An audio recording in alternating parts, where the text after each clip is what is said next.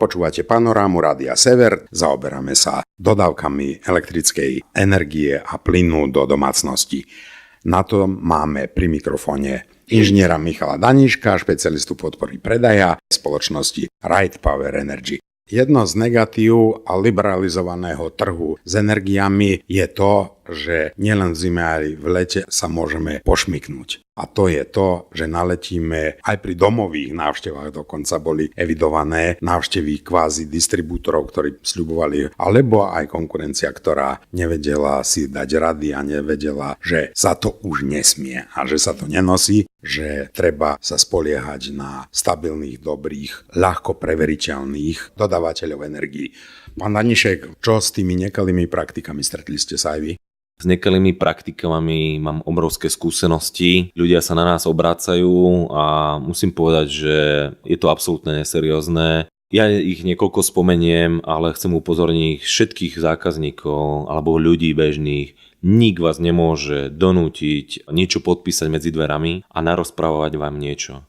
Keby sa niečo niekedy nejakej spoločnosti stalo, tak sa to dozviete písomnou formou. Sú tu médiá, ktoré túto informáciu budú šíriť a nie nejakí chlapci, ktorí behajú od chodu do vchodu a budú vám rozprávať nejaké rozprávky.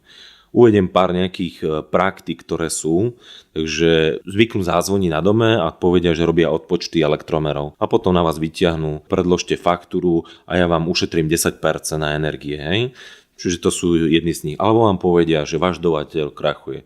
Dokonca tu v Žiline chodila jedna nemenovaná spoločnosť, my vieme presne aj ktorá, a rozprávala o našej spoločnosti, že my krachujeme. Čiže aj takýmto spôsobom. Pamätáme si plynovú krízu. Z toho obdobia sa všetci poučili a tento rok bol taký zaujímavý trend, že dodávateľia posielali rôzne listy alebo vešali všelijakých denníkov informácie o tom, že aj v prípade krízy oni zabezpečia dodávku plynu. To zabezpečí každý. Ale musíme si uvedomiť, že všetci ideme rovnakými rúrami. Čiže je jedna prepravná sieť.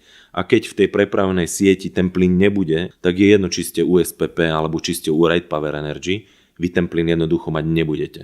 Čiže to sú dôležité informácie. Ďalšie informácie je o tom, že napríklad prídu ku vám a rozprávajú o tom, že dodávateľia sa spájajú, pretože majú existenčné problémy. Len my sme stabilní, podpíšte s nami zmluvu. Ďalší príklad. A doslova do písmena sú to obchodníci, ktorí sú z inej spoločnosti, ale predstavujú sa ako spoločnosť, ktorú poznáte bežne.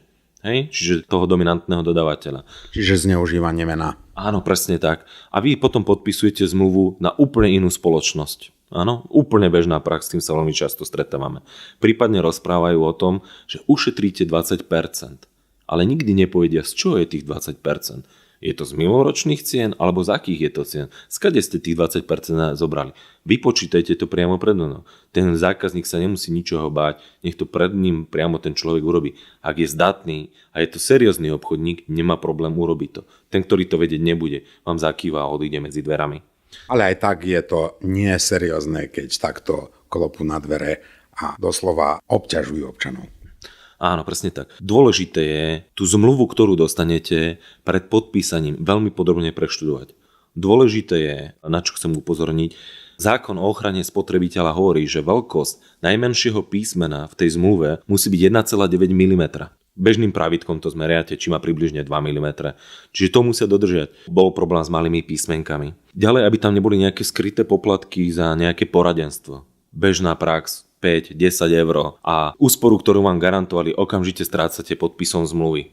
Ďalšia vec je, vy podpíšete, sa zaviažete možno aj s výhodnými cenami, aj dobrými podmienkami na nejakú viazanosť 1 až 2 roky, ale nezistili ste, že tam máte 6, 12, 24 mesačnú výpovednú lehotu.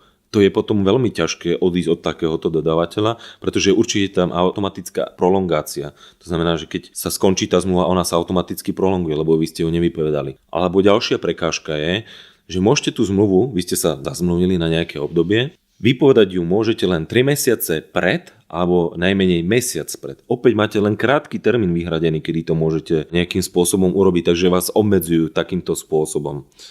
Neprehľadná zmluva, to znamená, neviete, kedy je účinná, kedy začína nejaká doba zahájenia dodávky, kedy môžete odstúpiť od tej zmluvy, za akých podmienok. Sankcie typu, že odpojíme vás a tak ďalej, prostredníctvom telefónu, všelijakých listov, e-mailov a tak ďalej. Lebo veľakrát sa stane, že aj vy podpíšete zmluvu, ale samozrejme musí prebehnúť zmenový proces. Ale ten sa neuskutočňuje z nejakých administratívnych chýb. A potom vlastne neprebehol proces zmeny dodávateľa. Ale ten nový dodávateľ zneužíva vašu nevedomosť, tak vám pošle dohodu o platbách a bude vám posílať vlastne úpomienky a vyhrážať sa odpojením, pokiaľ nezaplatíte. Takže toto je bežná prax, ktorú oni robia. Pán Danišek, čiže základné odporúčanie je nič nešiť horúcou ihlou. Ak aj niekto zmluvu strčí do dverí, tak zavrieť dvere a poriadne si naštudovať zmluvu, prípadne sa prísť poradiť s najbližšími, prípadne aj do Right Power Energy. Áno, kľudne. Máme reálnu skúsenosť s tým, že sa na nás obrácajú aj zákazníci konkurenčných spoločností, aby sme im pomohli vyriešiť ten problém.